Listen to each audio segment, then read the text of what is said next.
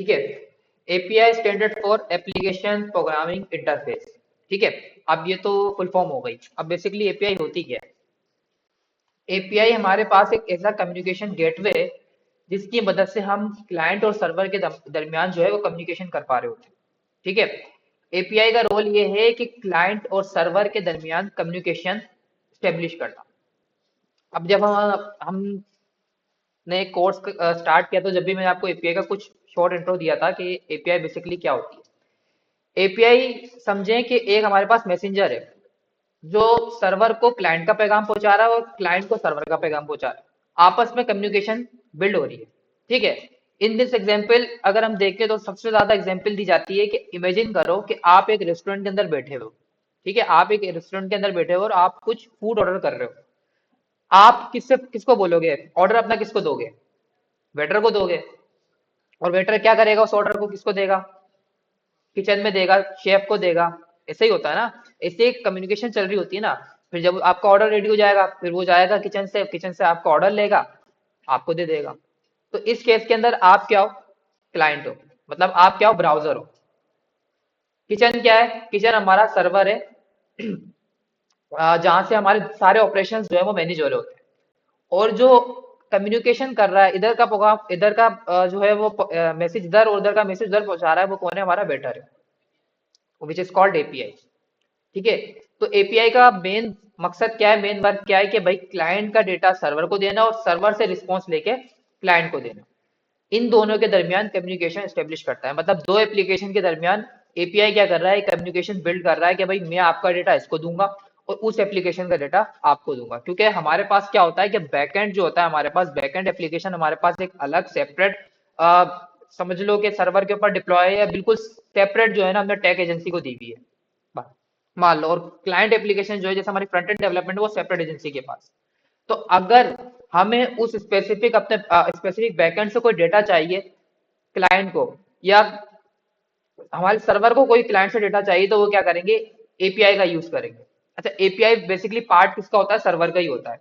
अब इसकी मिसाल भी इस तरीके से ले लो कि अगर वो जो वेटर है वो किसके स्टाफ में आता है? वो रेस्टोरेंट के स्टाफ में आता है ना। तो समझ लो कि रेस्टोरेंट हमारे पास क्या है? बैकएंड जो है, समझ लो बैकएंड एप्लीकेशन है पूरा रेस्टोरेंट।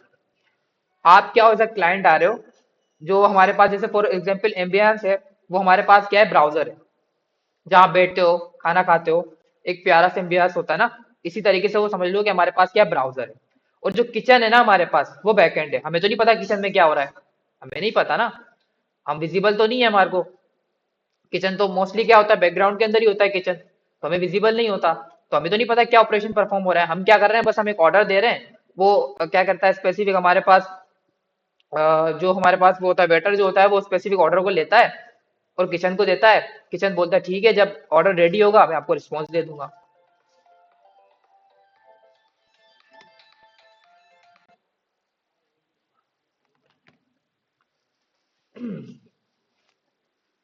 तो यहाँ तक हमें ये तो पता चला होगा कि भाई एपीआई क्या है। एपीआई वे टू एप्लीकेशन, हम क्या करते हैं कि दो एप्लीकेशन के दरमियान हम क्या कर रहे होते हैं? बातचीत कर रहे होते हैं।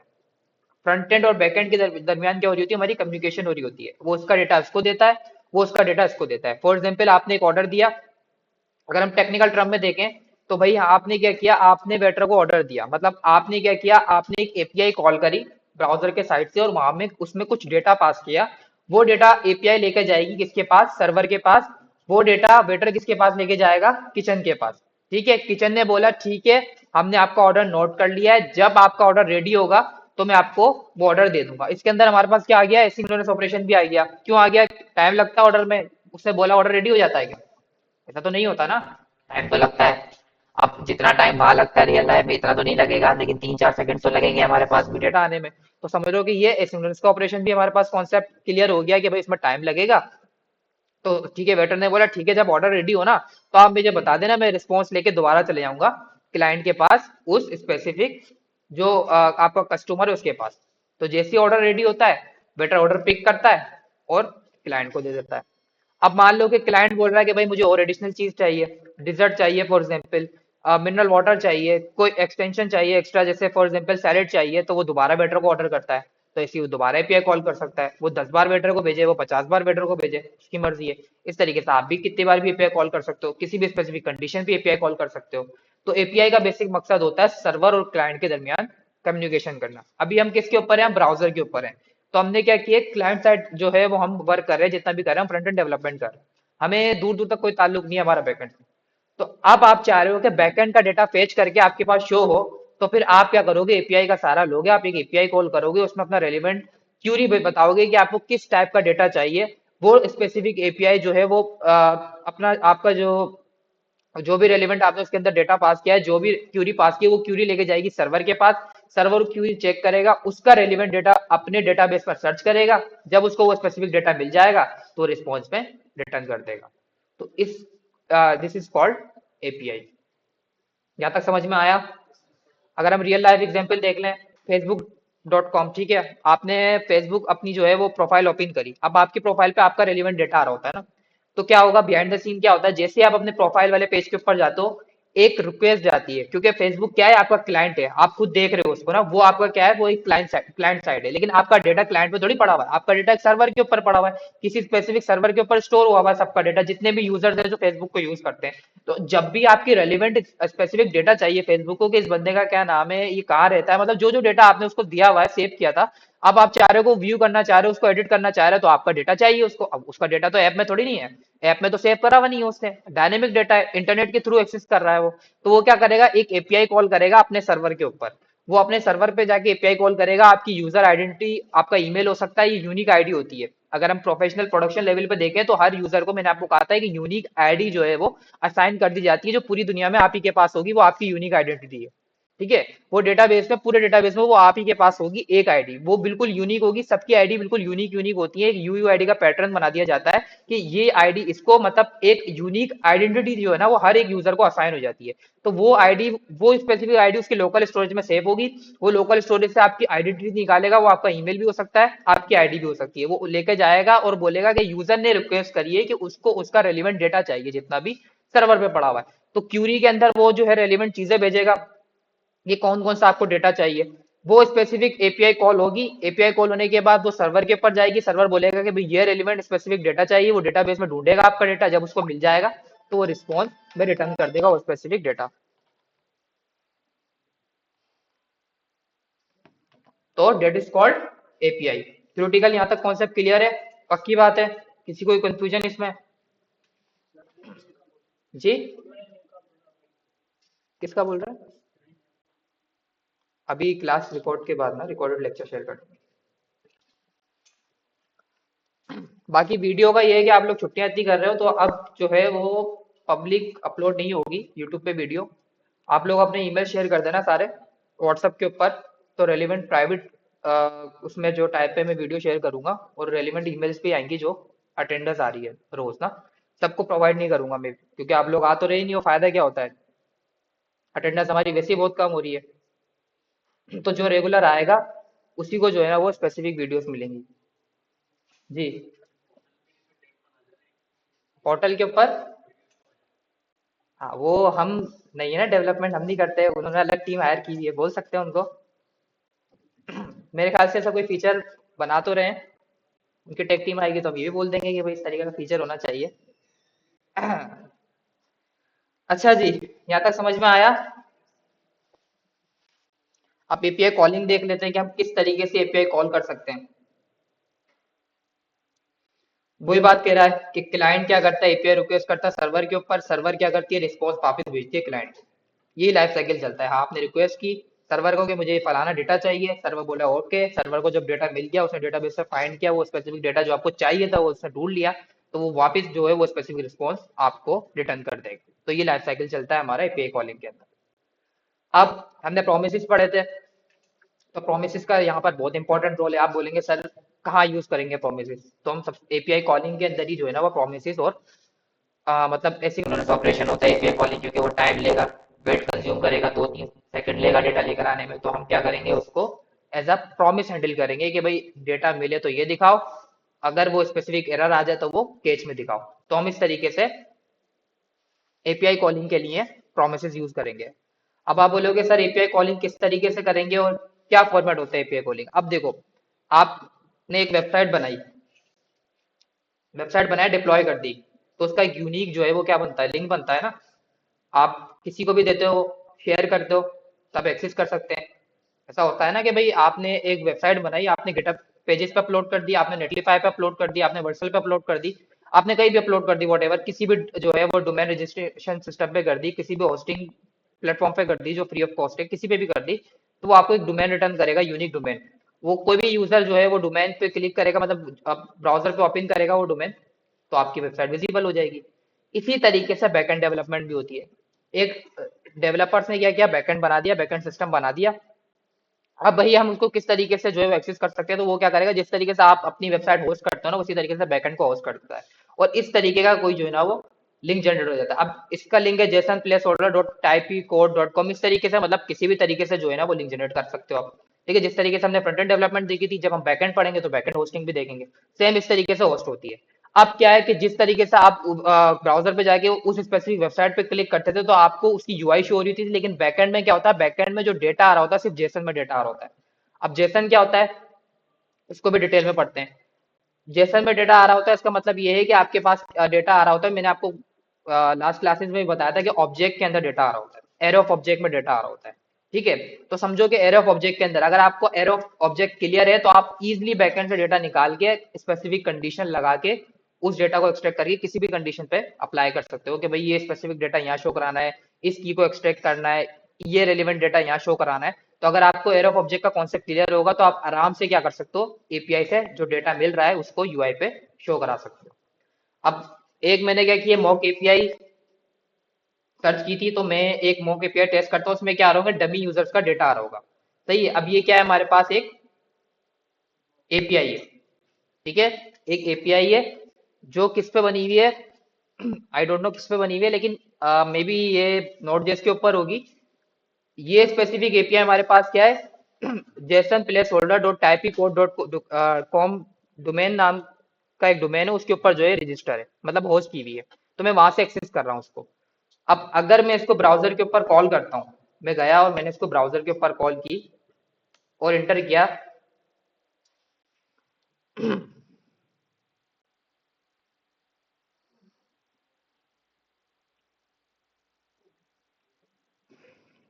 नेट बहुत स्लो चल रहा है।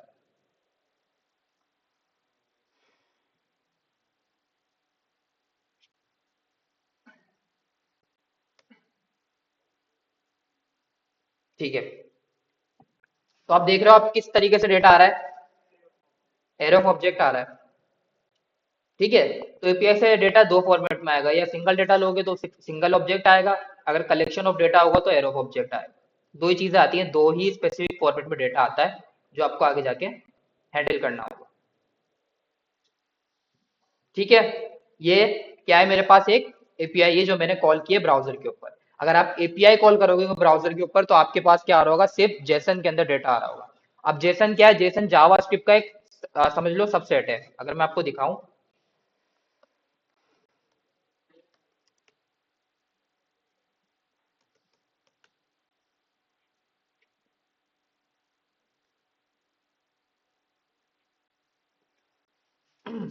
JavaScript object notation is a lightweight data interchange format. It is easy for human to read and write. ठीक है, तो ये हमारे पास क्या है, एक समझ लो कि लाइट वेट हमारे पास क्या है, फॉर्मेट है डेटा को स्टोर करने के लिए, रीड करने के लिए। तो इसमें बेसिकली क्या होता है, एरे ऑफ ऑब्जेक्ट ही होता है ना। समझ लो कि ये ऑब्जेक्ट ही है। अगर मैं आपको इसके एग्जांपल दिखाऊं,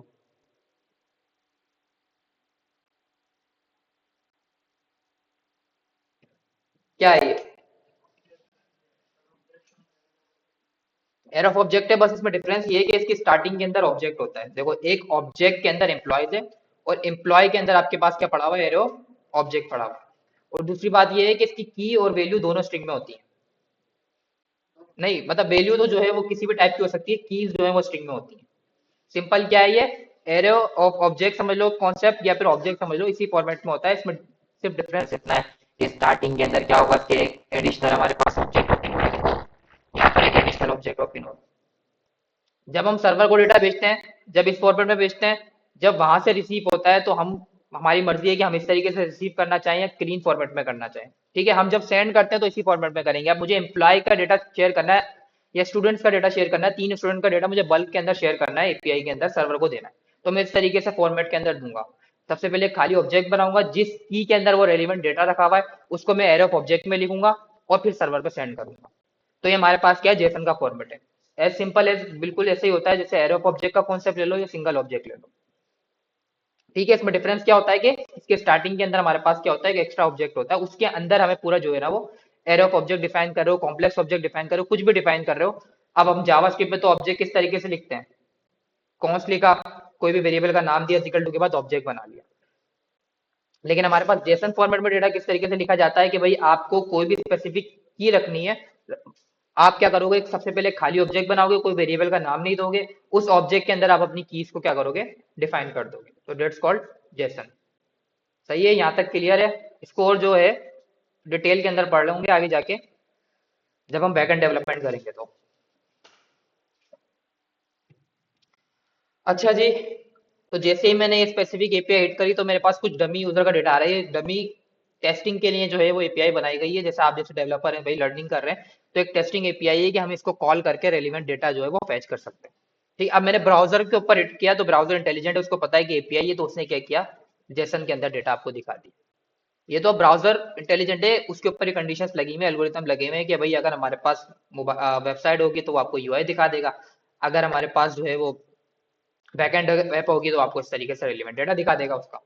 अब हम ये स्पेसिफिक एपीआई किस तरीके से कॉल कर सकते हैं अपने ऐप के अंदर, अपने जो है वेबसाइट के अंदर किस तरीके से कॉल कर सकते हैं। ब्राउजर पे तो कॉल कर ली डायरेक्ट और रेलिवेंट डेटा भी दिख गया। अब मैं ये चाह रहा हूँ कि मैं एक्सट्रैक्ट करना चाह रहा हूँ एक एक करके डेटा और उसको लूप में चलाना चाह रहा हूँ, एक यूआई बनाना चाह रहा हूँ अच्छी सी। ठीक है, वहां पर मैं वन बाय वन यूजर का जो है वो हर यूजर का जो है वो नेम प्रिंट करना चाह रहा हूँ, उसका एड्रेस प्रिंट करना चाह रहा हूँ, तो मैं इसको किस तरीके से एक्सट्रैक्ट कर सकता हूँ, इसको देख लेते हैं।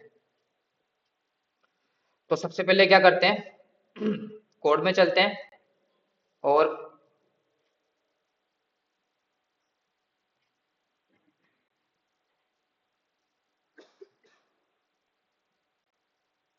अच्छा पेज का नहीं लिखा मैंने सही है। अब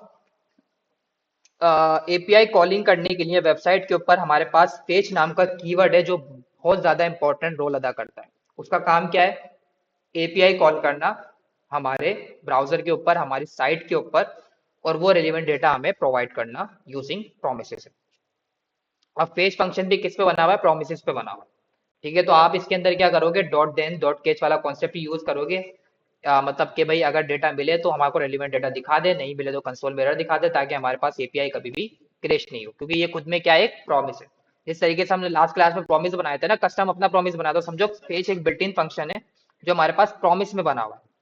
इमेजिन कर लो कि भाई ये एक बिल्ट इन फंक्शन है, लेकिन जो डेवलपर्स हैं जावास्क्रिप्ट के उन्होंने इसको प्रॉमिस के अंदर बनाया है। तो जब प्रॉमिस में बनाया तो आपको उसका रेलिवेंट डेटा भी जो है वो जो है प्रोमिस के हमारे पास जो कॉन्सेप्ट है डॉट देन या डॉट कैच, उसी के हेल्प से जो है उसको एक्सट्रैक्ट कर सकते हो। यानी कि डायरेक्ट आपने क्या किया, उसको एक स्पेसिफिक वेरिएबल में लगाया और आपको रिटर्न भी मिल जाएगा।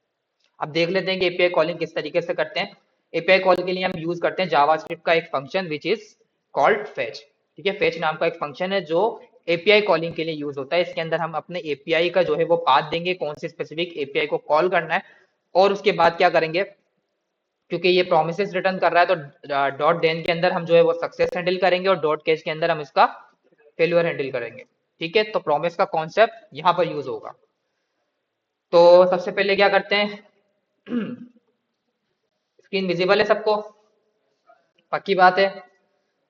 तो अब मुझे क्या करना है, एपीआई फेच करनी है। तो सबसे पहले एपीआई फेच के लिए हम कीवर्ड यूज करते हैं which is name is fetch.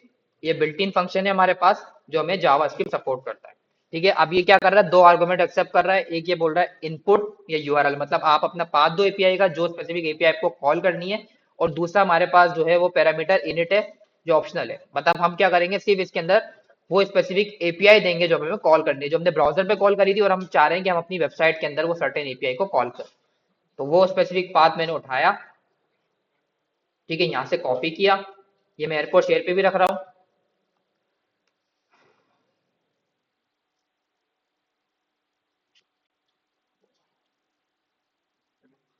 या नोशन का लिंक खोल के ओपन कर लो, वहां पे भी रखा हुआ है। ठीक है, जैसे आपको सही लगे। ये स्पेसिफिक पाथ मैंने कॉपी किया और फेच वाले फंक्शन के अंदर पेस्ट कर दिया। मतलब एक ही पैरामीटर इसको चाहिए जो आपका एपीआई यूआरएल है, जो आप जिसको आप कॉल करना चाहते हैं। ठीक है, फेच का कीवर्ड क्या करता है, क्यों यूज करते हैं फेच का कीवर्ड, एपीआई कॉलिंग के लिए, टेस्टिंग के लिए नहीं, हम प्रोडक्शन लेवल पे भी यही करते हैं। ठीक है, प्रोडक्शन लेवल के ऊपर भी आप पेज का फंक्शन यूज कर सकते हो, या दूसरा होता है एक्सियोस, दोनों मार्केट में यूज होते हैं, इट्स अप टू यू। आप कोई भी स्पेसिफिक जो है वो फंक्शन कॉल कर सकते हो, या तो फेच का फंक्शन कर लो, या फिर एक्सियोस का पैकेज होगा वो हम आगे जाके यूज करेंगे। ठीक है, अब आप बोलोगे सर इसका डेटा कैसे मिलेगा, अब ये खुद में तो फंक्शन है, खुद में फंक्शन तो है, लेकिन डेटा जो है वो डायरेक्ट रिटर्न नहीं करता, ये क्यों नहीं करता है कि फेच खुद क्या है, एक प्रॉमिस है, एक प्रॉमिस रिटर्न करता है। और मैंने आपको बोला था कि कोई भी फंक्शन प्रॉमिस रिटर्न करेगा तो हम उसको किस तरीके से गेट करेंगे, हम उसको इस तरीके से गेट करेंगे कि हम दो मेथड यूज करेंगे, डॉट देन और डॉट केच। डॉट देन जब हमारे पास, डॉट देन में जब स्पेसिफिक हमें डेटा मिलेगा जब वो सक्सेसफुली एग्जीक्यूट हो गया है, और डॉट केच के अंदर जब डेटा मिलेगा जब वो एपीआई हमारे पास फेल्ड हो गई, किसी वजह से कोई जो है वो उसके अंदर एरर आ गया है। ठीक है, तो ये खुद में एक प्रॉमिस है, तो सबसे पहले मैं क्या करता हूँ, लिखता हूँ डॉट देन। डॉट देन लिखने के बाद मैं क्या करता हूँ, एक मैंने क्या किया यहाँ पर ब्रैकेट बना दिया, ओ सॉरी बिग ब्रैकेट बनाया, क्योंकि एक ये खुद में एक मेथड भी कह लो आप, फंक्शन कह लो। ठीक है, और अब मैं क्या करता हूँ, इसी के नीचे डॉट केच हैंडल कर लेता हूँ कि भाई अगर फेल्यूर हो तो ये चलाओ, सक्सेस हो तो ये चलाओ।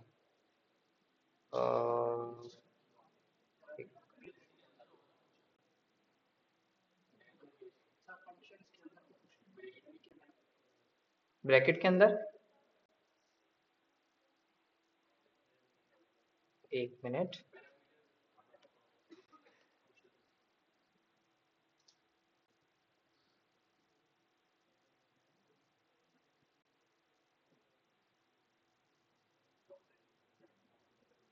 नहीं, एरो फंक्शन है ना यार।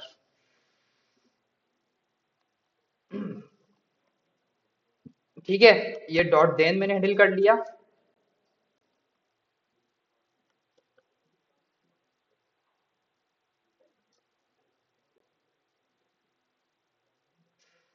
ओके ओके ओके ओके, सही है, डॉट देन। ठीक है, हाँ ये खुद में क्या है, एक फंक्शन है, उसके बाद क्या करेंगे, इसी के बाद हम डॉट गेट केच के नाम से एक फंक्शन कॉल कर लेंगे। ठीक है, अगर सक्सेस होगा तो हम यहाँ पर उसको गेट कर सकते हैं, और केच होगा तो हम इसको, मतलब फेल होगा तो हम इसको यहाँ पर जो है वो कंडीशन लगा सकते हैं, गेट कर सकते हैं क्या भी रिस्पॉन्स आया फेल्ड के ऊपर। एपीआई सक्सेस हो तो ये चलाएगा, और एपीआई फेल्ड होगी तो केच चलाएगा। ये दोनों खुद में क्या है, फंक्शन है। और कौन सा फंक्शन है ये, किस टाइप के फंक्शन है ये, कॉल बैक फंक्शन है। ठीक है, तो अगर इसके अंदर कोई भी स्पेसिफिक मैं लॉजिक लिखूंगा वो जब चलेगी जब मेरी एपीआई सक्सेसफुली कॉल होगी, और अगर मैं केस के अंदर कोई भी लॉजिक लिखूंगा वो जब चलेगी कि किसी वजह से मेरी एपीआई क्या होगी, फेल्ड होगी, और वो रेलिवेंट डेटा नहीं लेकर आ रही होगी, सर्वर से एरर आ रहा होगा, कोई स्पेसिफिक ब्राउजर लेवल एरर आ रहा होगा कि भाई वो एपीआई एग्जिस्ट नहीं करती, या फिर कोई भी स्पेसिफिक रैंडम एरर आ सकता है।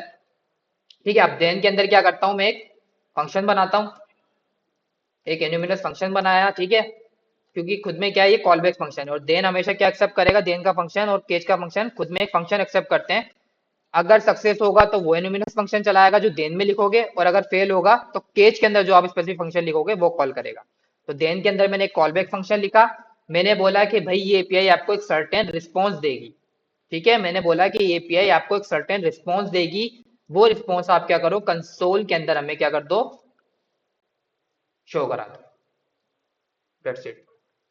और अगर फेल्ड होगा तो ये एपीआई आपको जो है वो एक सर्टेन एरर देगी, जो आप क्या करो वो भी कंसोल के अंदर शो करा दो। अब मैं गया कंसोल डॉट लॉग, और मैंने क्या किया, वो स्पेसिफिक एरर कंसोल में शो करा दिया। तो मैंने क्या किया, इस स्पेसिफिक प्रॉमिस को बहुत इजी तरीके से हैंडल कर लिया। सही है, दोबारा बता देता हूँ।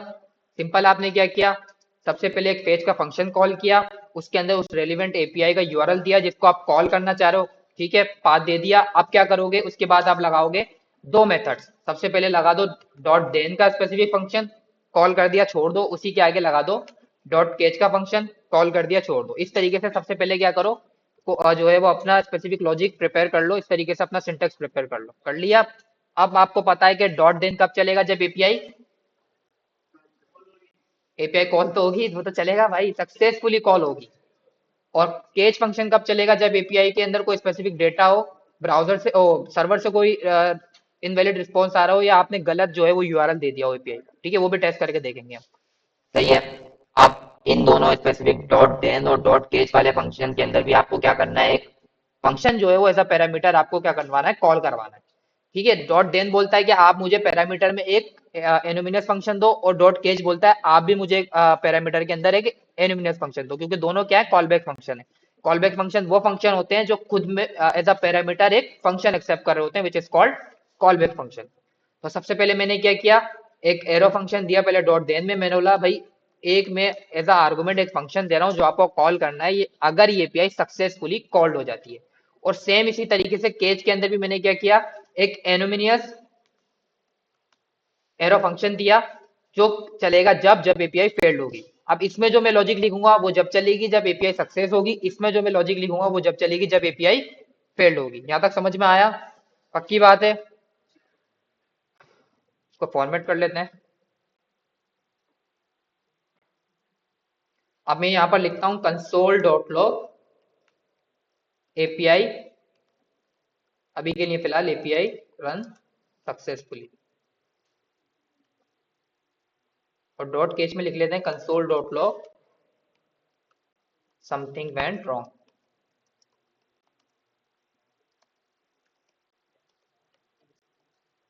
सही है। अब चेक कर लेते हैं कि भाई क्या हमारे पास ब्राउजर पे रिलेवेंट डेटा आया। मैंने लाइव सर्वर ओपन किया। ठीक है, मैं गया अपने कंसोल के ऊपर, तो मेरे पास क्या लिखा हुआ है, एपीआई रन सक्सेसफुली। मतलब कौन सा चला मेरे पास, देन चला या केज चला? देन चला, क्योंकि मैंने वो कंसोल किस में लिखा था, वो वाला एपीआई रन सक्सेसफुली देन में लिखा था। इसका मतलब क्या है कि मेरी एपीआई चल रही है नहीं चल रही? पक्की बात है ना? अब आप बोलोगे सर ठीक है कंसोल तो लगा दिया, हमें तो वो डेटा चाहिए जो हमें ब्राउजर पे मिल रहा था। आप सही कह रहे हैं कि सर हमें तो ये डेटा चाहिए जो हमें ब्राउजर पे मिल रहा था। ये डेटा किस तरीके से एक्सेस करें? तो इस डेटा को एक्सेस करने के लिए आपको क्या करना पड़ेगा, जब आप देन वाला फंक्शन कॉल करोगे और उसके अंदर एक एनोमिनियस एरो फंक्शन कॉल करोगे, तो उसके अंदर उस एनोमिनियस फंक्शन के अंदर एक पैरामीटर डाल दो किसी भी नाम से, जिसके अंदर आप डेटा एक्सेप्ट करना चाह रहे हो, जिसके अंदर उस एपीआई का डेटा एक्सेप्ट करना चाह रहे हो। आपकी मर्जी है, कुछ भी लिख दो, आरईएस लिख दो, रिस्पॉन्स लिख दो, कुछ भी लिख दो। ठीक है, एक्स वाई जेड लिख दो, वॉट एवर। पैरामीटर तो यूनिक हो सकता है ना, किसी भी नाम से बना सकते हो, इट्स अप टू यू, आपकी चॉइस है कि भाई आप किस नाम से पैरामीटर को रजिस्टर करना चाहो। तो मैंने बोला इसके अंदर हमारे पास क्या आएगा, रिस्पॉन्स आएगा। रिस्पॉन्स की मैंने शॉर्ट फॉर्म लिख दिया आरईएस, आप पूरा रिस्पॉन्स लिख दो, इट्स अप टू यू। अब आपको वो स्पेसिफिक एपीआई का डेटा इस आरईएस में मिलेगा। अगर मैं इस आरईएस को कंसोल करता हूं अब, और अपने ब्राउजर के ऊपर जाता हूं, तो मेरे पास अब वो रेलिवेंट डेटा आ रहा है। अब वो डेटा कहां पर आ रहा है, वो डेटा आपको मिल रहा होगा बॉडी के अंदर। अ,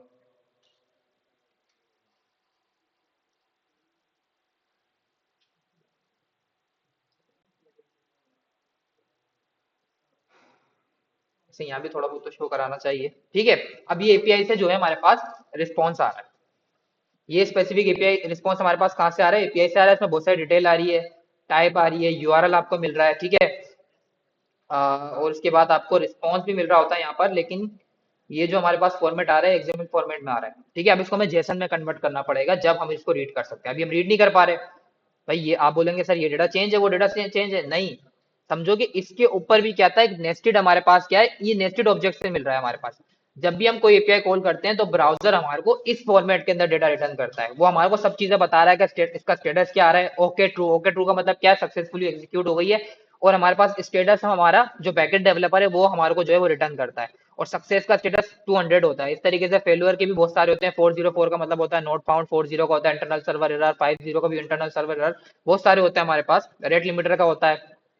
तो इस तरीके से बहुत सारे स्टेटस आते हैं। तो ब्राउजर आपको सारी डिटेल भेज रहा है। वो ये भी बता रहा है कि हेडर में कुछ पास हुआ था, नहीं हेडर में कुछ भी पास नहीं हुआ था। स्टेटस 200, स्टेटस टेक्स्ट कुछ भी नहीं आ रहा। टाइप इसकी क्या है, कोर्स है। आप कोर्स पढ़ेंगे क्या होता है, कोर्स ओरिजिन होता है ये ब्राउजर की हमारे पास क्या है, स्पेसिफिक कॉन्सेप्ट है, फंडामेंटल है ये भी हमारा। तो ये हम आगे जाके पढ़ेंगे कोर्स क्या होता है। ठीक है, अब आप बोल रहे हो कि सर इसको फॉर्मेट करके दिखाओ, हमें रेलिवेंट डेटा चाहिए जो हमारा एक्चुअल डेटा जो है वो हमारा सर्वर रिटर्न कर रहा है। तो उसको डेटा को गेट करने के लिए आपको क्या करना पड़ेगा, आपको करना पड़ेगा रिस्पॉन्स डॉट जेसन। ठीक है, आप क्या करोगे, आर ई डॉट जेसन। अब जैसे ही मैं रिस्पॉन्स डॉट जेसन करता हूं तो मेरे पास क्या होगा, डेटा जेसन में तो नहीं आ रहा, क्या लिखा हुआ आ रहा है, क्यों, डॉट जेसन भी खुद में एक प्रॉमिस है, डॉट जेसन भी खुद में एक प्रॉमिस है। तो आपको उसको भी हैंडल किससे कर सकते हो, डॉट देन या डॉट केस से। तो यहाँ पर आपको क्या करना पड़ेगा, नेस्टेड कॉन्सेप्ट लगाना पड़ेगा प्रॉमिस का।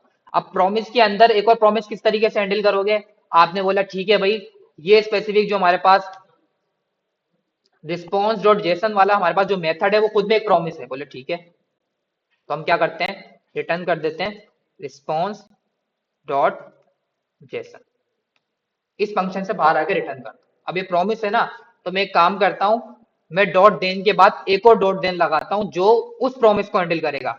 जो हमारे पास जो फर्स्ट वाला देन था वो किसको हैंडल कर रहा था, वो फेज के प्रॉमिस को हैंडल कर रहा था। इसको याद रखना है, कंफ्यूज मत होना इसमें। जो हमारा फर्स्ट वाला जो देन था वो किसको किस वाले प्रॉमिस को जो है वो हैंडल कर रहा था, फेच वाले फंक्शन को जो है वो हैंडल कर रहा था। और दूसरा वाला प्रॉमिस क्या है हमारे पास, रिस्पॉन्ड डॉट जेसन को जो है वो हैंडल कर रहा है, क्योंकि ये खुद में एक प्रॉमिस है। और प्रॉमिस हर जगह लगाया जाता है जहां पर एपीआई टाइम ले रही होती है डेटा को लेकर आने में। तो जब आप रिस्पॉन्स डॉट जेसन लिख रहे हो तो ब्राउजर टाइम कंज्यूम कर रहा है उस डेटा को रीडेबल फॉर्मेट के अंदर कन्वर्ट करने के लिए, ताकि कल को आप उसको न सिर्फ एक्सेस कर पाओ, उसको अपनी यूआई में जो है वो यूज भी कर पाओ। तो आपने क्या किया, डॉट देन के बाद एक और देन लगाया, आपने बोला अब जो आपको रिटर्न में रिस्पॉन्स डॉट जेसन मिला है ना, वो आप क्या करो, इस डॉट देन के अंदर स्पेसिफिक एक्सेप्ट कर लो। अब इसके अंदर जो आपको डेटा मिलेगा वो आपको क्लीन डेटा मिलेगा, बिल्कुल क्लीन, जो आप व्यू कर सकते हो इजिली ब्राउजर के ऊपर। तो मैंने बोला ठीक है, जो डेटा यहाँ से रिटर्न हो रहा है उसको यहाँ कैच कर लो इस वाले डेटा वाले पैरामीटर के अंदर, और कंसोल डॉट लॉग के अंदर आप क्या करो, वो क्लीन डेटा मुझे शो करा दो। अब मैं ब्राउजर के ऊपर जाके देखूंगा तो मेरे पास clean data array of object के अंदर मिल रहा है जिस तरीके से मुझे चाहिए था। अब मैं कल को इस पे लूप चला सकता हूँ, कोई भी स्पेसिफिक जो है वो की को एक्सट्रैक्ट कर सकता हूँ, यूआई पे अपने हिसाब से दिखा सकता हूँ। तो it's simple, it is called API calling. यहाँ तक समझ में आया, पक्की बात है, किसी को कोई भी कंफ्यूजन हो, कोई भी रिलेवेंट, क्योंकि एपीआई कॉलिंग फंडामेंटल कॉन्सेप्ट है। जितने भी पोर्टल्स बनाओगे आगे जाके उसमें एपीआई कॉल करोगे, डेटा सर्वर से आ रहा होता है। ठीक है, या तो फायरबेस यूज करते हैं या प्रोडक्शन लेवल पे 90% हमारे पास एपीआई कॉलिंग होती है। तो ये तो हमारे पास फंडामेंटल टॉपिक है जी। मैं रिपीट कर देता हूँ,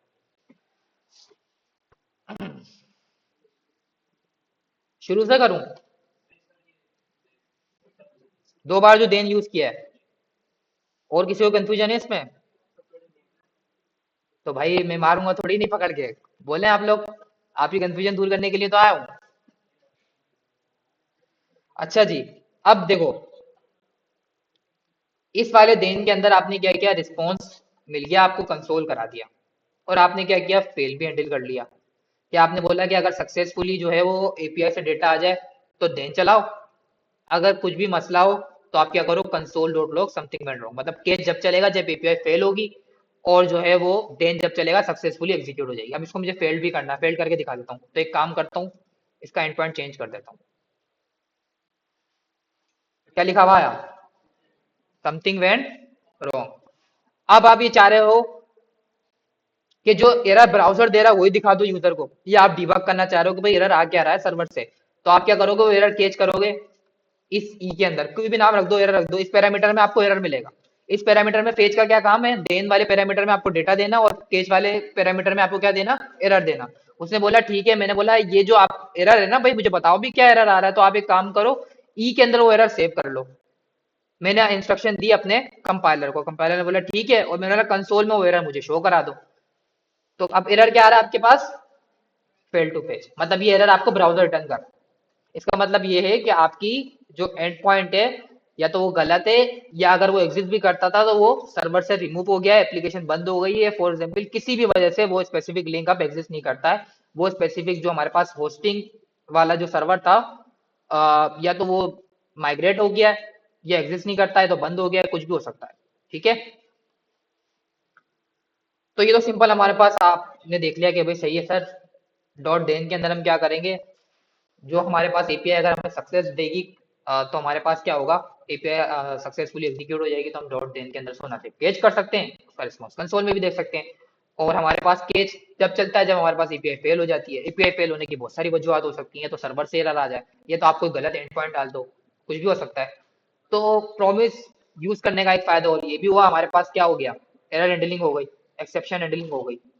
ठीक है, प्रॉमिस यूज करने का फायदा और भी हुआ कि आप बहुत इजी तरीके से एरर और सक्सेस दोनों चीजें हैंडल कर पा रहे हो। अब अगर हम डायरेक्ट एक दिन यूज करते हुए कंसोल करूं मैं रिस्पॉन्स को, तो मेरे पास कुछ इस तरीके से रिस्पॉन्स आ रहा है। अब मैं तो एक्सपेक्ट कर रहा हूँ कि रफ ऑब्जेक्ट जिसके अंदर यूजर का सारा डेटा है, लेकिन फेच फंक्शन क्या करता है, रिस्पॉन्स के अंदर हमारे को क्या करता है, जो ब्राउजर रिटर्न कर रहा है डेटा उठा के ऐसा का ऐसा दे देता है। अब हमें फॉर्मेट करना है, तो हमें फिर आगे जाके जो है उसके अंदर मेथड्स अप्लाई करने पड़ेंगे। ठीक है, फेच मेथड का एक डिसएडवांटेज यही है कि भाई वो क्या करेगा, स्पेसिफिक आपको डेटा ऐसे ऐसे उठा के दे देगा, आगे जाके हम एग्जीक्यूट यूज करेंगे वो कुछ फॉर्मेट करके दे देता है। ठीक है, दो बेस होती है एपीआई कॉलिंग की, एक फेच होता है और एक एग्जीक्यूट होता है। ठीक है, आगे जाके एग्जीक्यूट भी पढ़ेंगे। अब इसके अंदर आपको डेटा क्लीन करना पड़ेगा, डेटा सही दे रहा है वो, लेकिन वो इस तरह के फॉर्मेट में दे रहा है जो रीडेबल नहीं है। ठीक है, तो आप चाह रहे हो कि मुझे क्या चाहिए, यूजर का डेटा चाहिए जिस तरीके से ब्राउजर में मिल रहा है। अब ब्राउजर तो इंटेलिजेंट है, वो खुद ही फॉर्मेट करता है, जेसन का मेथड यूज करता है और आपको डेटा मिल जाता है क्लीन। लेकिन आपको भी ऐसा डेटा चाहिए, तो आप बोलोगे कि ठीक है, मैंने बताया कि भाई एक मेथड है डॉट जेसन करके, वो क्या करता है, इस डेटा को फॉर्मेट कर देता है जेसन में, जिस तरीके का आपको व्यू चाहिए। ठीक है, जिस तरीके का आपको रीडेबल व्यू चाहिए उस रीडेबल व्यू के अंदर वो कन्वर्ट कर देता है। आपने बोला ठीक है। अब जैसे ही मैं गया ब्राउजर के ऊपर, तो मैंने एक प्रॉब्लम फेस की कि मेरे पास तो लिखा हुआ आ रहा है प्रॉमिस। अब आप बोलोगे सर प्रॉमिस क्यों लिखा हुआ आ रहा है। ठीक है, तो प्रॉमिस इसलिए लिखा हुआ आ रहा है कि ये खुद में क्या एक एसिंक्रोनस मेथड है, फंक्शन है, कुछ भी बोल लो। और एसिंक्रोनस फंक्शन कौन से फंक्शन होते हैं या कौन से मेथड होते हैं, जो टाइम कंज्यूम करते हैं। तो जब भी आपको ब्राउजर के ऊपर प्रॉमिस नजर आए, ये डिबगिंग में आपको जो है वो कह लें कि आपको, मतलब अगर कोई भी जब भी आपको प्रॉमिस नजर आएगा तो आप समझ जाओगे फौरन, ये नहीं कि आप इसको डिबग ही करते रहो, प्रॉमिस आ क्यों रहा है, कंफ्यूज हो जाओ। तो आप समझ जाओ कि ये खुद में एक क्या है, प्रॉमिस है, एक एसिंक्रोनस ऑपरेशन है। तो आप इसको क्या कर सकते हो, प्रॉमिस है तो आप उसको डॉट देन या डॉट केच में हैंडल कर सकते हो। एक तो ये वे है, दूसरा वे मैं अभी और बता रहा हूँ, इससे भी इजी वे एक और है जिसकी मदद से आप एसिंक्रोनस ऑपरेशंस को हैंडल कर सकते हो। तो जब भी प्रॉमिस नजर आएगा आपको इस तरीके से, आप कोई भी डेटा फेच कर रहे हो और आप बोलो ये तो प्रॉमिस लिखा हुआ है, क्या है इसका मतलब, तो इसका मतलब ये है कि ये डेटा क्या, ये स्पेसिफिक हमारे पास डेटा जो है वो एक खुद में एक एसिंक्रोनस ऑपरेशन है। जो भी आप फंक्शन, जो भी आप मेथड कॉल कर रहे हो, ये टाइम कंज्यूम कर रहा है, और ये क्या बना हुआ है, प्रॉमिस फंक्शन के ऊपर बना हुआ है, जो खुद के अंदर क्या कर रहा है, प्रॉमिस कर रहा है आपसे कि अगर आप उसको किस तरीके से जो है वो गेट कर सकते हो, या तो डॉट देन में या तो डॉट कैच में। तो आपका पता चल गया कि भाई हाँ ये हमारे पास एक एसिंक्रोनस ऑपरेशन है। तो आप उसी वक्त क्या करोगे, डॉट देन और डॉट केच लगा के उसको गेट कर लोगे। तो ये चीज हमेशा हमें याद रखती है। ये सबसे ज्यादा एरर्स आते हैं, एरर तो नहीं कहेंगे, ये आपको ब्राउजर बता ही रहा है, वार्निंग दे रहा है कि भाई प्रॉमिसेस को प्रॉमिस में हैंडल करो। अब मैं क्या करता हूँ, इसको मुझे क्या करना है, अब मुझे इस स्पेसिफिक प्रॉमिस को भी हैंडल करना है, तो मैं इसके आगे क्या करता हूँ, एक और डॉट देन लगाता हूँ। अब इस स्पेसिफिक डॉट देन का कोई ताल्लुक नहीं है इस बार वाले डॉट देन डॉट केच के साथ, ये नेस्टेड डॉट देन या डॉट केच है। ठीक है, अभी तो आपको मिक्स ही लग रहा होगा, तो अभी ऐसे समझ लो, एक डॉट देन है, बिल्कुल बाहर एक डॉट केच है। ठीक है, इस तरीके से हमारे पास एक डॉट देन है और एक डॉट केच है, ये दो अलग अलग है। इनका आप बिल्कुल, आपने क्या किया है, ये पेरेंट लेवल के ऊपर आपने क्या किया, डॉट देन या डॉट केच लगा है। अब नेस्टेड डॉट देन का कॉन्सेप्ट क्या यूज हो रहा है, इसके अंदर यूज हो रहा है। ठीक है, इसका इससे कोई ताल्लुक नहीं है। ये डॉट देन डॉट केच अपनी जगह सही है, ये बिल्कुल अलग अलग है। ये हैंडल किसके लिए करने के लिए लिखे गए हैं, ये पेज वाले फंक्शन को हैंडल करने के लिए लिखे गए हैं। कि वो खुद में क्या है, वो खुद में एक प्रॉमिस है, वो खुद में एक एसिंक्रोनस ऑपरेशन है। लेकिन प्रॉब्लम जब आई मेरे पास, जब मैंने इसको जेसन में कन्वर्ट करने की कोशिश की। जैसे मैं इसको जेसन में कन्वर्ट करने की कोशिश कर रहा हूँ, तो ब्राउजर मुझे वार्निंग दे रहा है कि भाई ये खुद में एक प्रॉमिस है। ठीक है, तो आपको इसको प्रॉमिस को हैंडल करना पड़ेगा, और प्रॉमिस को हैंडल करने के लिए आप क्या करते हो, डॉट देन या डॉट केच यूज करते हो। ठीक है, तो ये जो डॉट देन है, मैं इस स्पेसिफिक रिस्पॉन्स डॉट जेसन के लिए, सॉरी, इस स्पेसिफिक रिस्पॉन्स के लिए डॉट देन हैंडल कर रहा हूँ। ठीक है, कि भाई मेरे पास क्या है, रिस्पॉन्स डॉट जेसन खुद के अंदर एक प्रॉमिस है, तो इस प्रॉमिस को मैं यहाँ पर रिजोल्व कर रहा हूँ। ये दोनों डॉट देन डॉट केच किसके लिए यूज कर रहा था, मैं फेच फंक्शन के लिए यूज कर रहा था। अब एक काम कर लेते हैं। मैंने बोला ठीक है भाई, आपको रिस्पॉन्स पे जो भी चीज मिले ना, एक काम करो उसको जेसन में कन्वर्ट करके रिटर्न कर दो, यहीं रिस्पॉन्स डॉट जेसन। ठीक है, मैंने इसको इंस्ट्रक्शन दी अपने कॉल बैक फंक्शन को कि भाई आप क्या करो, जो भी आपको पैरामीटर में रिस्पॉन्स मिल रहा है उसको पहले जेसन में कन्वर्ट कर दो और रिटर्न कर दो।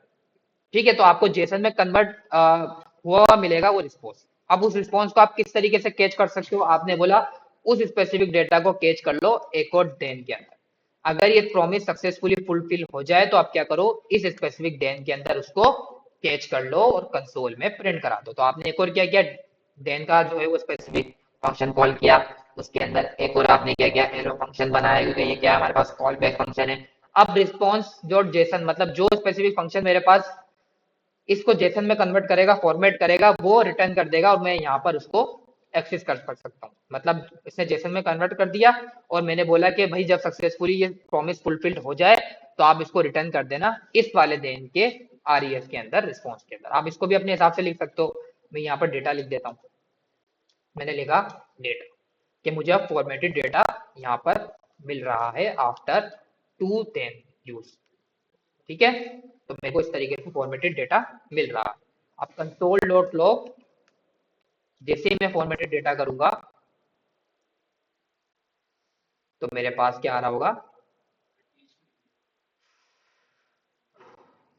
ठीक है, console dot log formatted data करूंगा तो मेरे पास क्या हो रहा होगा, वो डेटा फॉर्मेटेड होके आ रहा है।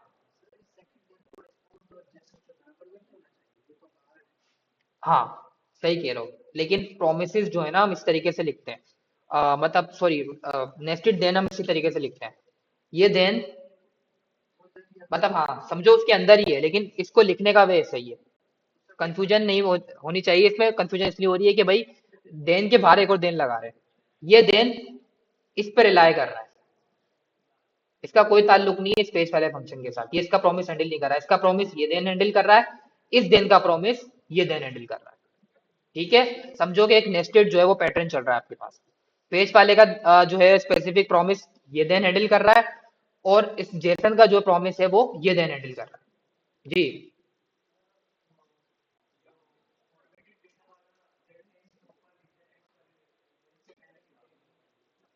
तो फिर आपको जो है वो जेसन में नहीं मिलेगा ना डेटा, इस तरीके से मिल रहा था हमारे को, जिस तरीके से ब्राउजर में मिल रहा था। नहीं, नेस्टेड नहीं होगा। अब जेसन खुद के अंदर अगर एसिंक्रोनस ऑपरेशन नहीं होता ना तो हम वही जो है वो कंसोल में रिस्पॉन्स डॉट जेसन जो है ना वो प्रिंट करा देते, तो लेकिन वो खुद के अंदर एक प्रॉमिस है, मतलब खुद में एक प्रॉमिस है, खुद में एक एसिंक्रोनस फंक्शन है। यहाँ तक किसी को भी कंफ्यूजन? पक्की बात है? एपीआई कॉलिंग हो भी गई सबके पास? किसी के पास कोई इशू आया, सक्सेसफुली एपीआई कॉल हो गई? या कर ही नहीं ले भाई, हमारा लैपटॉप का है, आ रहा है, रास्ते में है। क्या कह रहे हैं? देखो, ऐसा कंपाइलर के पॉइंट ऑफ व्यू से देखते हैं। ठीक है, हमने क्या किया, एक फंक्शन बनाया which is called fetch. Function call किया, सॉरी फंक्शन तो बिल्ट इन बना हुआ है, बिल्ट इन फंक्शन है जो जावास्क्रिप्ट हमें क्या देता है, प्रोवाइड करता है, which is name is page. Page के नाम से एक फंक्शन है, जो बिल्ट इन फंक्शन है उसका काम क्या है, एपीआई को कॉल करना on the browser, on the website, आपकी रेलिवेंट वेबसाइट के ऊपर एपीआई को कॉल करना। किसका काम है, पेज वाले फंक्शन का काम है। तो पेज वाला फंक्शन क्या करता है, एक पैरामीटर एक्सेप्ट करता है जिसका नाम क्या है, वो स्पेसिफिक एपीआई का यूआरएल दोगे जिसको आपको कॉल करना है अपनी वेबसाइट के ऊपर। ठीक है, तो मैंने बोला कि भाई मुझे ये एपीआई को कॉल करना है अपनी वेबसाइट के ऊपर। उसने बोला ठीक है। उसके बाद उसने बोला कि भाई मैं आपको क्या करूंगा, प्रॉमिस रिटर्न करूंगा। प्रॉमिस रिटर्न करूंगा, लास्ट वाली क्लास में, कल वाली क्लास के अंदर हमने देखा था, सॉरी कल वाली बोल रहा हूँ, जुमेरात वाली क्लास में देखा था कि भाई प्रॉमिस हम किस तरीके से हैंडल करते हैं। हम प्रॉमिस बना लिया, रिजोल्व और रिजेक्ट होता है ना, इसी तरीके से ये बनाया गया है। ये पेज का जो फंक्शन है वो भी प्रॉमिस में बनाया गया है। जैसे हम खुद प्रॉमिस बना रहे थे, तो उन डेवलपर्स ने भी प्रॉमिस के अंदर ये पेज वाला जो है स्पेसिफिक फंक्शन बनाया है। तो अगर ये खुद में एक प्रॉमिस है तो आप इसको किस तरीके से हैंडल कर सकते हो, आपके पास दो ही वे है, डॉट देन और डॉट केच। बस भाई सामने देख लो, डॉट देन और डॉट केच। डॉट देन क्या करेगा, अगर ये एपीआई सक्सेसफुली एग्जीक्यूट हो जाएगी तो चलेगा, और डॉट केच कब चलेगा, अगर इस एपीआई में कोई भी रिलेवेंट एरर आएगा तो वो डॉट केच चलेगा। आपने बोला ठीक है, मैंने एक देन बना लिया, एक केज बना लिया। देन के अंदर मैं सिंपल अगर वो स्पेसिफिक रिस्पॉन्स कंसोल कर रहा था तो मुझे मिल भी रहा था, केज के अंदर एरर भी मिल रहा था। अब प्रॉब्लम यहाँ आई कि मुझे क्या चाहिए, फॉर्मेटेड डेटा चाहिए इस तरीके से क्लीन। लेकिन रिस्पॉन्स जब जो मुझे फेज के फंक्शन से मिल रहा है, जब सक्सेसफुली एपीआई कॉल होती है तो मुझे क्या करता है, बहुत सारा डेटा दे देता है और अनफॉर्मेटेड डेटा दे देता है। क्लीन डेटा भी नहीं होता, मैं उसको रीड भी नहीं कर पा रहा, उसको एक्सट्रैक्ट भी नहीं कर पा रहा, तो मैं किस तरीके से वो रेलिवेंट वो specific array of object users का निकाल पाऊँ। मुझे तो वो चाहिए, मुझे तो इतनी इन्फॉर्मेशन नहीं चाहिए। मुझे पता है चलो ठीक है भाई, एपीआई का रिस्पॉन्स ओके सक्सेस है ठीक है, लेकिन हमारा काम तो डेटा के साथ है, हमें तो डेटा चाहिए। तो मैंने बोला कि भाई इसको मुझे जेसन में कन्वर्ट करना है। तो जावास्क्रिप्ट ने बोला ठीक है, रिस्पॉन्स वाला जो हमारे पास फंक्शन है वो बोल रहा है एक मेथड है डॉट जेसन करके, अब वो कॉल कर दो, मैं आपको फॉर्मेटेड डेटा दे दूंगा। मैंने बोला ठीक है, मैं वो कॉल कर देता हूँ। मैं जब उसको डायरेक्ट देन के अंदर कंसोल डॉट लॉग कर रहा था तो मेरे पास एक वार्निंग आ रही थी विच इज कॉल्ड प्रॉमिस, के भाई बोल रहा है कि प्रॉमिस है, तो आप इसको जो है वो हैंडल करो ना डॉट देन डॉट केस के अंदर, आप डायरेक्ट कंसोल करो, मैं डेटा ही नहीं दिखाऊंगा। तो प्रॉमिस है। तो मैंने बोला बोला ठीक है भाई, अगर ये कुछ में प्रॉमिस हो तो मैंने बोला ठीक है, आपको जो भी रिस्पॉन्स मिले ना फेच वाले फंक्शन से, जो भी रिस्पॉन्स मिले उसको क्या करो, रिस्पॉन्स डॉट जेसन में कन्वर्ट करो और फिर रिटर्न कर दो। मतलब मैंने बोला इसको इसको दे दो। मैंने बोला कि रिस्पॉन्स को उठाओ, उसको जेसन में कन्वर्ट करो और आगे वाले देन को वो फॉरवर्ड कर दो। इसने क्या किया, ये रिस्पॉन्स डॉट जेसन इसको फॉरवर्ड कर दिया, ये इसको दे दिया फॉर्मेटेड डेटा को। वो कन्वर्ट हुआ और कन्वर्ट होने के बाद इसको मिल गया और कंसोल डॉट लॉग के अंदर मैंने उसको गेट कर लिया। हाँ, अगर सब काम सक्सेसफुली हो रहा है ठीक है तो वो चलता रहेगा चलता रहेगा। अब लाइन बाय लाइन चल रही है ना जावास्क्रिप्ट, अब समझो आधा स्पेसिफिक गेन का फंक्शन चला और उसके बाद क्या हुआ, कोई भी एरर आ गया रेलिवेंट, तो क्या होगा, फिर केस चलेगा, देन का कोड एग्जीक्यूट हो जाएगा बिहाइंड द सीन, लेकिन कंपाइलर कभी भी रियल टाइम में रिफ्लेक्ट नहीं करेगा,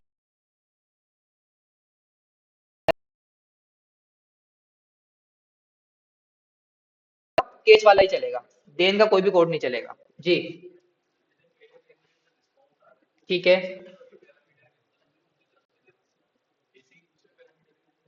हाँ, आप कुछ रिटर्न कर दो, आप बोलो कि इसका जो है वो जीरो इंडेक्स रिटर्न कर दो, आगे के दिन दो उसको उठा लो। लेकिन वो एसिंक्रोनस फिर आपको खुद को बनाना पड़ेगा, फिर वो कॉम्प्लेक्स में चले आएगा, उसको आगे जाके डिस्कस करेंगे ठीक है। वो उसको खुद को आपको प्रॉमिस बनाना पड़ेगा फिर, जब आगे एक्सिस करोगे आप उसको। यहाँ तक समझ में आया? किस किस की एपीआई कॉल भी हो गई सक्सेसफुली, और हम क्या कर रहे हैं सारे, एपीआई हो गई कॉल, रिस्पॉन्स पर डेटा आ रहा है, सही है। अब ठीक है, अब हमारा क्या है आज का जो हमारा, क्या 30 मिनट तो बचे हैं। वेदर ऐप बनानी थी वैसे आज, एपीआई कॉल करके।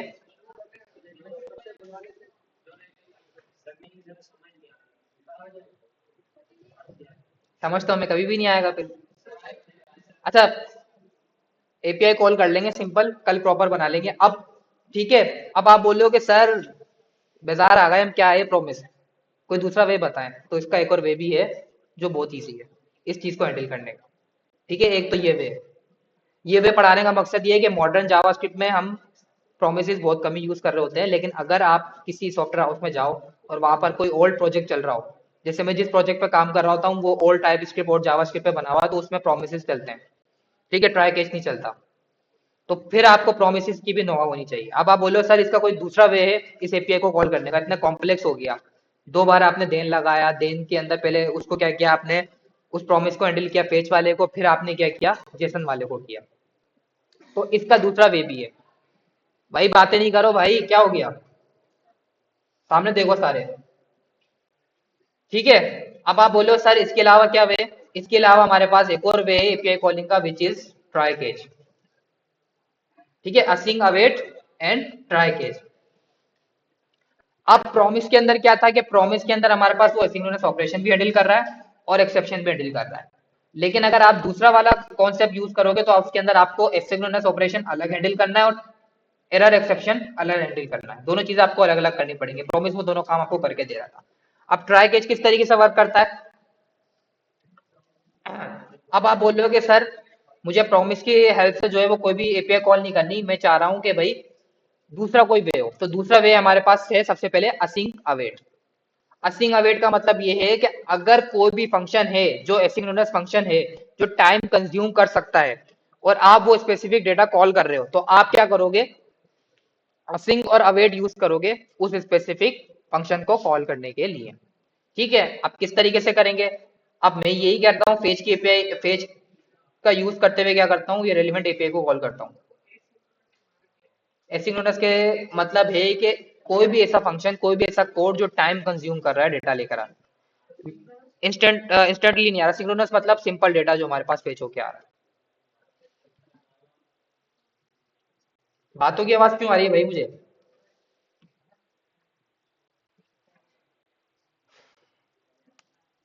अगर ये समझ में नहीं आया कि ये मुश्किल लग रहा है तो वो बहुत इजी वे है, अगर उसको अच्छी तरीके से समझ लोगे तो फिर आप उस मेथड के हेल्प से भी कर सकते हो। ठीक है, दोनों हम वे की हेल्प से कर सकते हो, इट्स अप टू यू, जो इजी लग रहा है।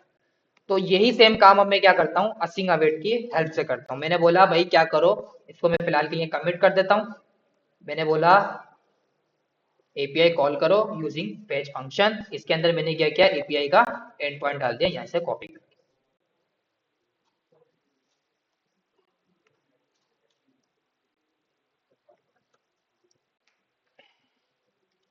ठीक है, अब ये खुद में क्या है, प्रॉमिस हैंडल कर रहा है, ये एसिंक्रोनस ऑपरेशन है। अब इसको किस तरीके से हैंडल करें, डॉट देन और डॉट केच हमें लगाना नहीं है, हमें नहीं समझ में आ रहा है, मुश्किल है, या फिर जो है वो कोड क्लीन नहीं हो रहा, कोई भी वजूहत हो सकती है। तो अब ये स्पेसिफिक फंक्शन आप किस तरीके से हैंडल करोगे, आप बोलोगे कि भाई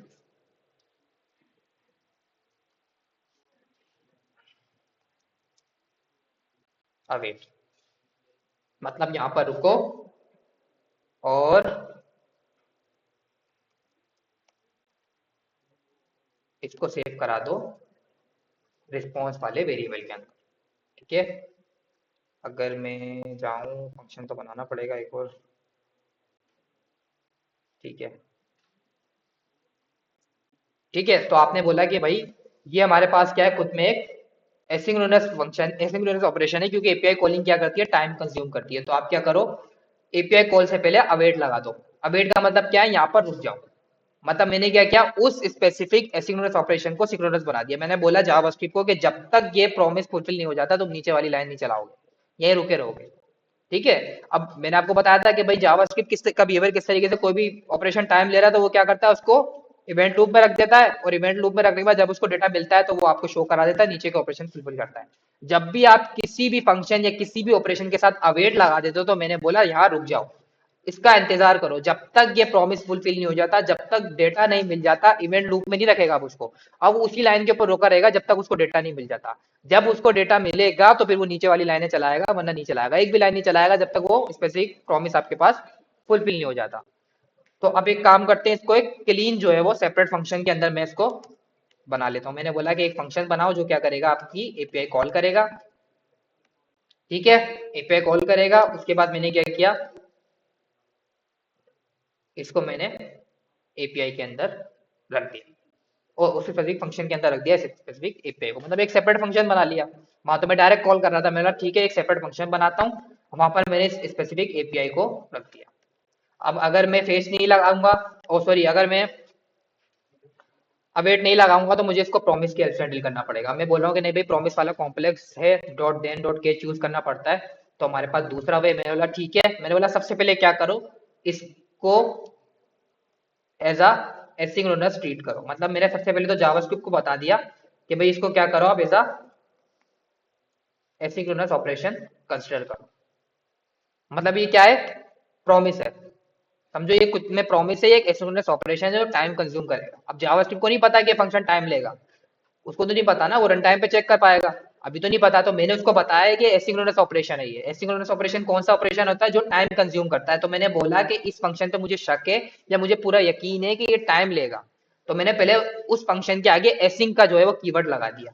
जब भी आप कोई भी एसिंक्रोनस फंक्शन हैंडल करोगे तो आप क्या करोगे, एसिंक का कीवर्ड लगा दोगे फंक्शन के कीवर्ड से पहले, ताकि मैंने ब्राउजर को बता दिया कि ये खुद में क्या है, एक एसिंक्रोनस ऑपरेशन है। ठीक है, बहुत हंसी आ रही है, बातें हो रही हैं, हम पता नहीं यहाँ क्या कर रहे हैं।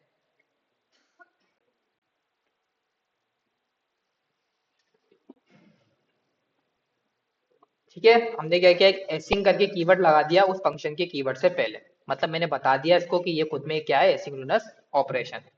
अगर अब मैं इसको direct console dot log RES लिखता हूं तो मेरे पास रिस्पॉन्स में क्या आएगा, लेट्स सी। मैं कंसोल करके चेक कर लेता हूँ।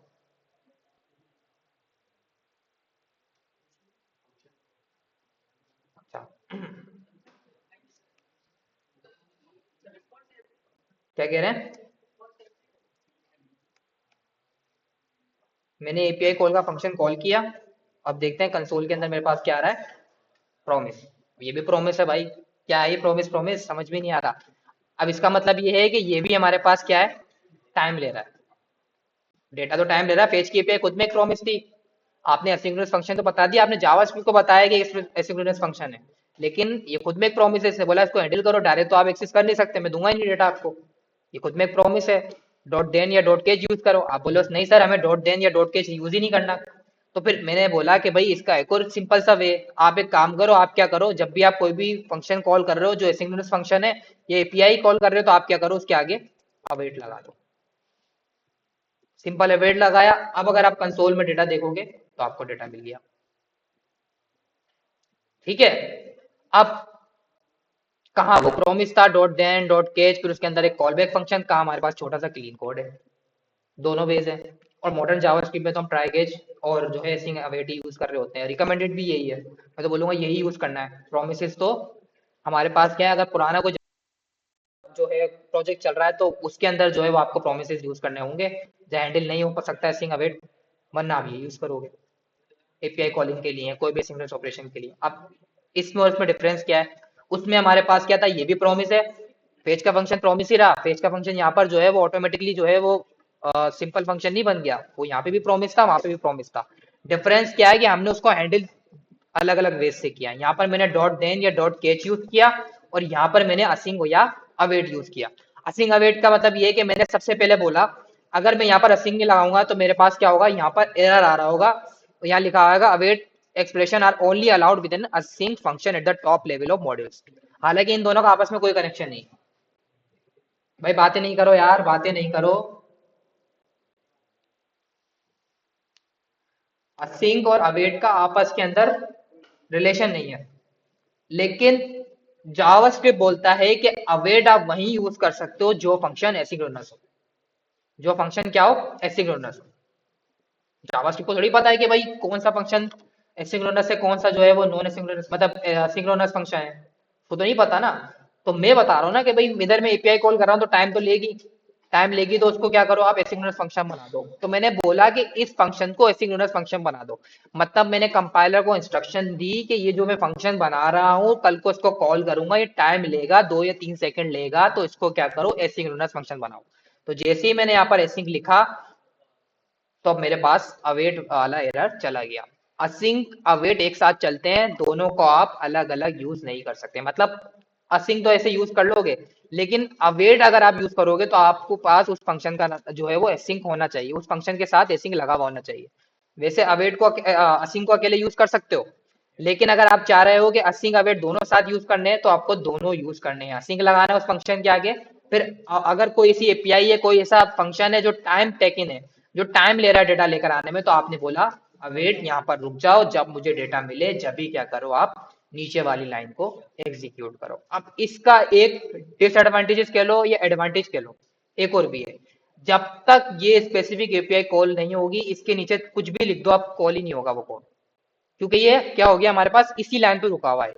मैंने उसको इंस्ट्रक्शन दी इसी लाइन पे रुके रहो, जब तक इसका प्रॉमिस फुलफिल नहीं होगा तुम नीचे वाली लाइन पे नहीं जाओ, ना इवेंट लूप में जाओ, ना कहीं जाओ, ना फिर इसको जो है वो पेंडिंग में रखो, जब मिल जाए लेकर आओ। मैंने बोला नहीं, इसको सिंपल सिक्रोनस जो है वो टास्क की तरह लो, एक एक करके लाइन बाय लाइन एग्जीक्यूट करोगे, जब तक ये स्पेसिफिक तुम्हारे पास एपीआई से डेटा नहीं आ जाता, नीचे वाली लाइन कोई भी एग्जीक्यूट नहीं होगी। अगर मैं यहाँ पर कंसोल भी लगा दूं ना नीचे, कंसोल डॉट लॉग, और मैंने बोला हेलो,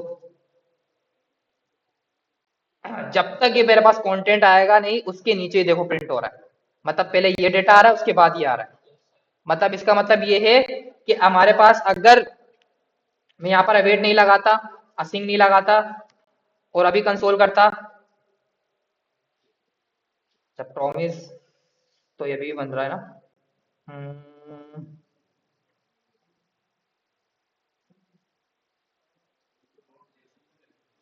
किसको? वो तो खुद में एक प्रॉमिस बन जाएगा ना। अभी करते हैं इसको, 1 मिनट। मतलब इसका मतलब ये है कि ये सिंपल मेरे पास क्या है, मैंने बोला कि भाई ये आप इसको as a synchronous function treat करोगे, टाइम ले या नहीं ले, आप डेटा प्रिंट कराओ। ठीक है। लेकिन अगर मैं इसके आगे अवेट लगा दूंगा तो मैंने बोला कि भाई अगर ये टाइम ले रहा है तो यहीं रुके रहो जब तक ये आपको रेलिवेंट डेटा नहीं मिल जाता, आप नीचे वाली लाइन कोई भी जो है वो कंसोल के अंदर प्रिंट नहीं करोगे, मतलब नीचे वाला कोड चलाओगे ही नहीं। जब डेटा मिल जाएगा जब ही नीचे वाला कोड एग्जीक्यूट होगा। तो अवेट हमारे पास एक काम ये भी करता है कि इसका मतलब है इसी लाइन पे रुके रहो। मैंने बोला इसी लाइन पे रुके रहो, इंतजार करो जब तक डेटा नहीं मिल जाएगा, जब तक आप नीचे वाली लाइन को एग्जीक्यूट नहीं करोगे। ठीक है, यहाँ तक समझ में आया? पक्की बात है? असिंग अवेट समझ में आ गया? ये तो आसान है ना, प्रॉमिस से ज्यादा आसान है। जहाँ प्रॉमिस यूज करते हैं वहां मसिंग अवेट यूज कर सकते हैं। कोई कंफ्यूजन इसमें? पक्की बात है? अब अगर मैं अब रिस्पॉन्स देखूं तो रिस्पॉन्स मुझे भी ऐसे मिल रहा है। क्यों मिल रहा है? कि भाई रिस्पॉन्स वो जो है वो इसी तरीके से पेज वाला फंक्शन रिटर्न करता है। अब जेसन में कन्वर्ट करने का कौन सा मेथड था? नहीं, मेथड कौन सा है इसको जेसन में कन्वर्ट करने का? Dot JSON. तो अगर मैं यहाँ पर डॉट जेसन लगाता हूँ तो आपने बोला ठीक है, यहाँ तक तो सही चल रहा था, अब ये खुद में ये प्रॉमिस है। तो मैंने बोला कि भाई क्या करो, इसको भी क्या करो, एजा जो है वो एसिंक्रोनस फंक्शन जो है वो ट्रीट करो। और या फिर यहाँ पर ही लगा लेते हैं फिलहाल ना, कंसोल डॉट लॉग। मैंने बोला अब रिस्पॉन्स डॉट जेसन को अवेट के साथ क्या करो, कॉल करो response dot JSON, response dot JSON. अब मैं कंसोल में देखूंगा तो मेरे पास डेटा मिल जाएगा। ठीक है। तो जो वो भी प्रॉमिस था, प्रॉमिस के अंदर एक और प्रॉमिस मिल गया, वहां वेट लगा दो। एक और प्रॉमिस मिल रहा है, वहां वेट लगा दो। अवेट का मतलब क्या है? उस प्रॉमिस को हैंडल करना, जब तक रुका रहेगा जब तक वो प्रॉमिस फुलफिल नहीं होगा, जब वो प्रॉमिस फुलफिल हो जाएगा तो आपको डेटा रिटर्न करके दे देगा। सिंपल।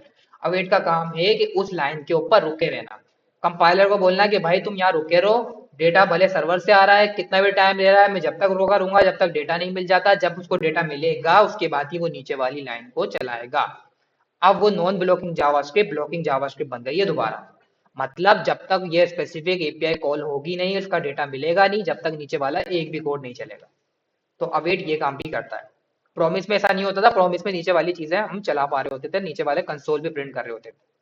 यहाँ पर ऐसा ही होगा कि यहीं अवेट, यहीं जो है वो रुका रहेगा। अवेट इसलिए बेटर है कि एपीआई कॉलिंग के लिए आपको वेट करना पड़ता है। अब इस तरीके से वेट करना पड़ता है, हाँ। जितनी भी मॉडर्न एप्लीकेशन है वो अवेट यूज करती है कि भाई इस तरीके से करना पड़ता है। अब आपने एक पेज बनाया है, मान लो प्रोफाइल का पेज बनाया है, उसके अंदर एपीआई कॉलिंग हो रही है, उसमें से प्रोफाइल का डेटा आ रहा है। आपने बोला कि भाई जब प्रोफाइल का डेटा मिल गया ना, आप उसके आगे आपने कंडीशन लगाई, जो डेटा मिला उसी रेलिवेंट डेटा को आपको यूआई पे शो कराना है। अब अगर आपने उस पर अस्सिंग अवेट नहीं लगाया या वहां पर रुके नहीं और डेटा आपको मिला नहीं, उससे पहले गेट करने की जो है वो कोशिश कर रहे हो, तो जावास्क्रिप्ट तो एरर दे देगा। काम ही आपके पास क्या है, यूआई तो बनी हुई है, स्टैटिक यूआई है, उसके ऊपर डायनेमिक कंटेंट दिखाना है, वो डायनेमिक कंटेंट ही एपीआई से आ रहा है। जब वो एपीआई कॉल ही नहीं होगी और आप उससे पहले डेटा को एक्सेस करने का कोशिश करोगे तो जावास्क्रिप्ट तो एरर दे देगा कि भाई डेटा तो मिला ही नहीं मुझे। तो मैंने बोला जब तक रुके रहो जब तक आपको डेटा नहीं मिल जाता, जब डेटा मिले उसके बाद लाइन बाय लाइन कोड को एग्जीक्यूट करो। ठीक है। तो कुछ जगह पे हम क्या करते हैं, नॉन ब्लॉकिंग टास्क करते हैं, कुछ जगह पर हम क्या करते हैं, असिंग अवेट की हेल्प से उसको रोकते हैं, फंक्शन को रोकते हैं जब तक डेटा नहीं मिल जाता। जब डेटा मिलता है तो फिर रेलिवेंट यूआई के ऊपर शो कराते हैं। ठीक है। अब आप क्या करो, मैंने बोला कि ठीक है इसको भी एक स्पेसिफिक क्लीन वेरिएबल के अंदर जो है ना वो स्टोर कर दो। मैंने बोला डेटा, और डेटा के अंदर मैंने बोला कि भाई ये मेरे पास एक प्रॉमिस है, तो सबसे पहले अवेट लगा लेता हूँ। अवेट के बाद मैंने बोला रिस्पॉन्स डॉट जेस, कंसोल डॉट लॉग डेटा करता हूँ, तो मेरे पास क्या होगा, वो डेटा क्लीन तरीके से मिलेगा। यहाँ तक समझ में आया? पक्की बात है? अब एक काम कर लेते हैं, कुछ डेटा डोम पे दिखा देते हैं। अब आपको पता है कि ये एक एरो ऑफ ऑब्जेक्ट है, इसमें डेटा मिल रहा है। आप मुझे बताओ कि मुझे जो है ना वो for example user name Breach ये चाहिए, किस तरीके से एक्सेस करूंगा मैं? एरो ऑफ ऑब्जेक्ट है ये। सबसे पहले मैंने बोला कि इसके अंदर मुझे डेटा मिल रहा है सारा। बना लिया ना, एक सेपरेट वेरिएबल बना लिया, इसके अंदर मुझे सारा डेटा मिल रहा है। इंडेक्स जीरो इसके बाद ही लगा दूं? किस तरीके से फॉर्मेट में डेटा आ रहा है मेरे पास? एरे बना हुआ है, एरे के अंदर 10 ऑब्जेक्ट है, मुझे फर्स्ट ऑब्जेक्ट का यूजर नेम चाहिए। तो मैंने बोला कि क्या करूंगा, सबसे पहले मैं यहाँ पे जीरो इंडेक्स लगाया, सबसे पहले कंसोल करके देखता हूँ तो मुझे अब क्या मिल रहा है, सिर्फ फर्स्ट ऑब्जेक्ट मिल रहा है ना। अब इसके अंदर से इजिली मैं कोई सी भी की को एक्सट्रैक्ट कर सकता हूँ। मैंने बोला मुझे यूजर नेम चाहिए, तो मैंने बोला dot user dot user name था, नेम था नहीं, यूजर नेम था भाई। यूजर नेम चेंज है, उसका नेम चेंज है, दोनों कर लें भले। यूजर नेम उसका ब्रीड है और नेम आई थिंक उसका चेंज है, तो मैंने यहाँ पर जो है वो उसका नेम भी ले लिया।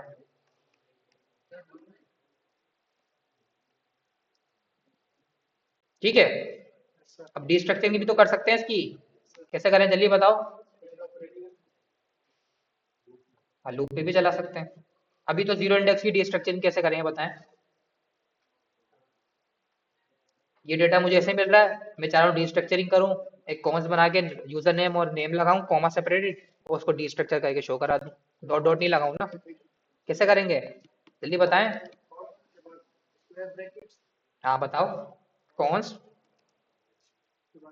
स्क्वायर ब्रैकेट है, ऑब्जेक्ट डिस्ट्रक्चर कर रहा हूँ मैं, जीरो इंडेक्स पे तो ऑब्जेक्ट मिल रहा है, कर्ली ब्रैकेट इक्वल टू लगा के कौन से ऑब्जेक्ट को जो है डिस्ट्रक्चर करना है, जो डेटा के एरे में मुझे जीरो इंडेक्स पे मिल रहा है। अब कर सकता हूँ उसको इसलिए डिस्ट्रक्चर, क्या क्या डिस्ट्रक्चर करना था, यूजर का नाम, उसके बाद उसका नेम, चलो आईडी भी कर लेते हैं। ठीक है, अब इसको कंसोल डॉट लॉग के अंदर जो है शो करा लेते हैं। तो मैंने बोला यूजर नेम शो करा दो, उसका नेम शो करा दो और आईडी शो करा दो, तो मेरे पास तीनों चीजें मिल गई। ठीक है, ये इसका यूजर नेम हो गया, ये इसका नेम हो गया, ये उसकी आईडी हो गई। इस तरीके से आप जो भी डेटा स्ट्रक्चर करके शो कराना चाहो शो करा सकते हो। ठीक है, डॉम पे भी शो करा सकते हो उसको।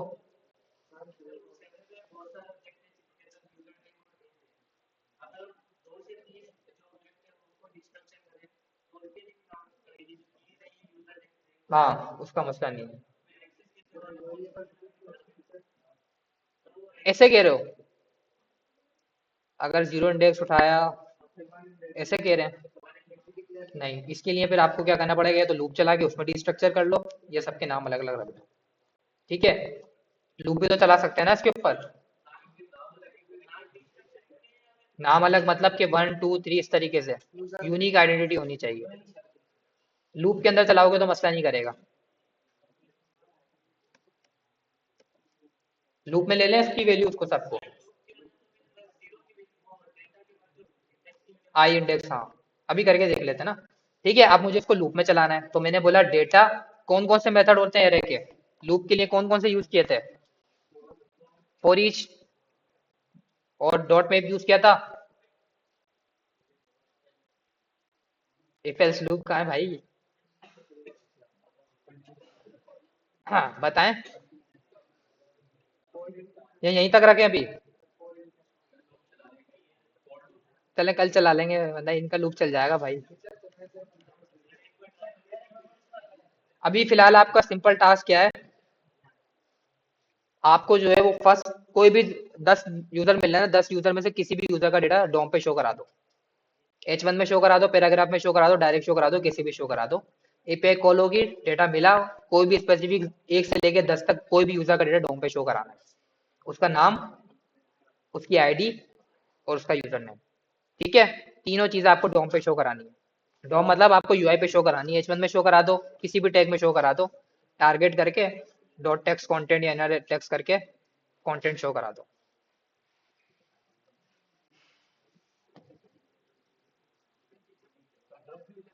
10 में से कोई भी एक यूजर किसी भी इंडेक्स को उठा के शो करा दो।